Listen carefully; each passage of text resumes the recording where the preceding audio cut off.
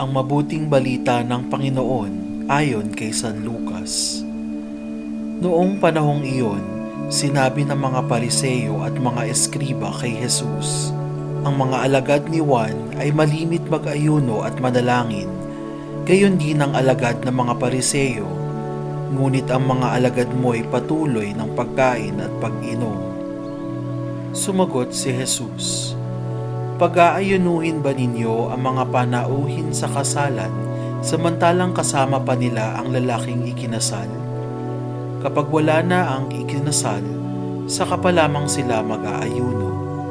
Sinabi rin niya sa kanila ang isang talinhaga, walang pumipiraso sa bagong damit upang itagpi sa luma. Kapag ginawa ito, masisira ang bagong damit at ang tagping bago ay hindi babagay sa damit na luma. Wala ring nagsisilid ng bagong alak sa lumang sisidlang balat. Kapag gayon ang ginawa, papuputukin ng bagong alak ang balat, matatapon ang alak at masisira ang sisidlan.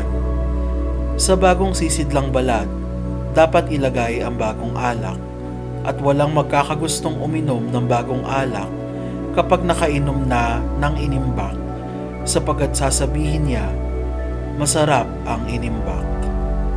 Ang mabuting balita ng Panginoon.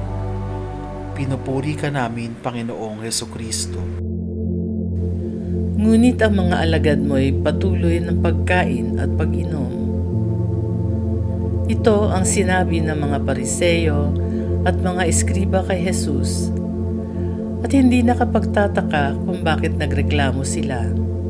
Kagawian ng mga Hudyo, lalong-lalo na ng mga alagad ni Juan Bautista at mga Pariseo, ang mag-ayuno bilang isa sa mga haligi ng kanilang pakikipag-ugnayan sa Diyos, ngunit hindi naman sa lahat ng oras ginagawa nila ang pag-aayuno. Ginamit ito ni Jesus upang magturo ng isang mahalagang aral na ang kaharian ng Diyos ay puno ng kaligayahan. Inihambing ni Jesus sa kasalan ang kaharian ng Diyos. Siya ang lalaki na ikinasal at ang nobya ay ang kanyang mga alagad at mga tao. Halos 1 linggo ang pagdiriwang at selebrasyon ng kasal at ang mga taong pumupunta ay hindi dapat mag-aayuno. Bagkus, dapat silang magsaya at kumain. Ngunit sinabi ni Jesus na ang nobyo ay kukunin.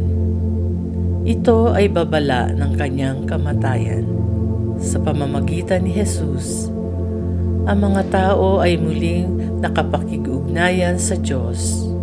Bagong turo ito na galing kay Jesus at hindi ito mauunawaan ng mga Pariseo sapagkat nananatili sila sa kanilang sariling pananaw.